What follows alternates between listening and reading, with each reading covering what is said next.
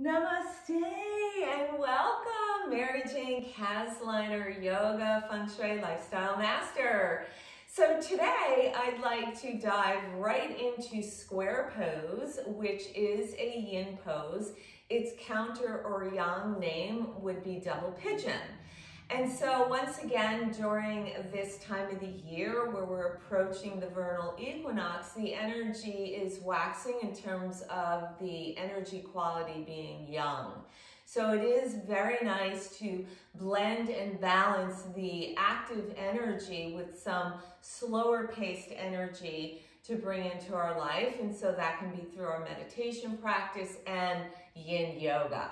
So square pose, a couple of benefits here. It's going to bring an external rotation to both hips.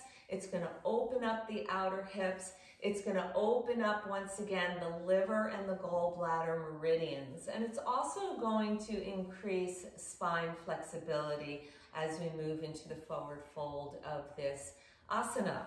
So you can begin in a cross-legged position here for square pose. And invite, I'm going to take, in this case, my right ankle and place it up above the left knee and scooch the left ankle in front so the right knee is going to stack. Essentially, we're stacking our shins here. Now, a few things. If you're unable to stack your shins, you can come back to the cross-legged position, okay? If it's available to stack your shins, but you notice there is this great distance between, in this case, my right knee and my left ankle, you can use a prop. So you can take a block and place it there to fill the gap. If you don't want the block, you can certainly use a blanket to fill the gap. So that is yogi choice, whichever one you'd like to use. Now, once you're in this position here, I'm just going to rotate around on my mat. On the exhalation, we'll go ahead and round the spine and come forward and bow in. And then this is where you're going to begin to find a sustainable position. So bring it to your edge, okay?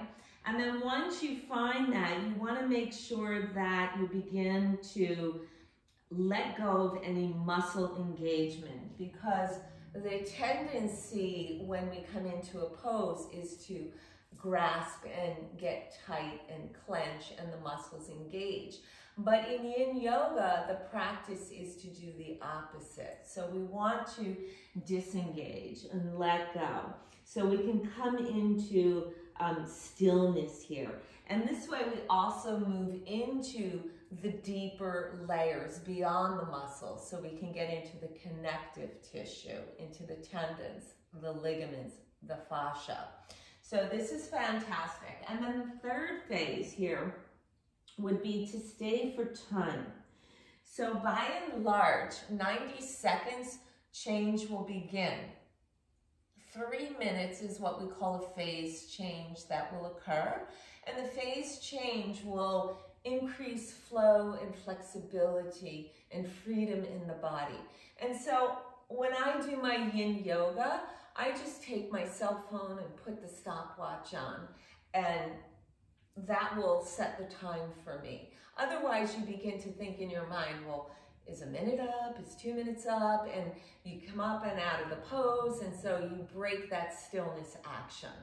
Okay, so as you're in this pose here, you become a witness, you're breathing. If you'd like a block as a pillow for the third eye, that is also an option here. So it's available to you, whatever works. As you complete the pose, you come to your phase change, that 3-minute mark, or you could stay longer. You'll inhale and bring the torso back up. And here, it's really a nice idea to lengthen out those legs and soften back onto the forearms here. And just begin to notice any sensation that may arise. So you can maybe wiggle waggle the feet here. That's very nice to do. You can also soften down onto your back. Take a moment here, a few breaths. Notice any sensations. Good. And then you can bend the knees, soles of the feet to the earth. Let the legs float up towards the sky.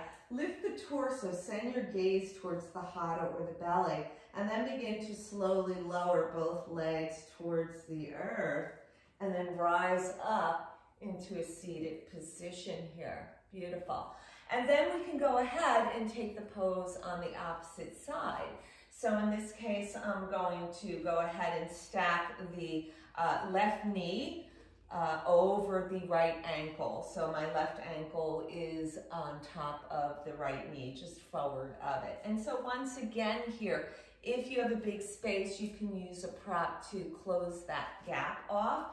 You can keep the block in front of you if you'd like the third eye to come on down to a prop, or no prop at all. It's your choice.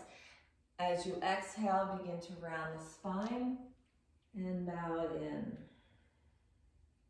And then here you will just soften the body, come into your stillness, and stay for time as you breathe. Become the witness. Good. So essentially you would stay for at least that 3-minute mark. Work your way back up out of the pose. Once again, I would lengthen those legs back out. I would come into the hammock position. Let the feet just fold out east-west here.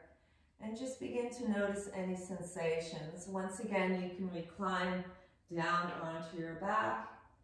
Rest for a few moments. Notice anything that arises here. Tingly sensation. Let the prana flow.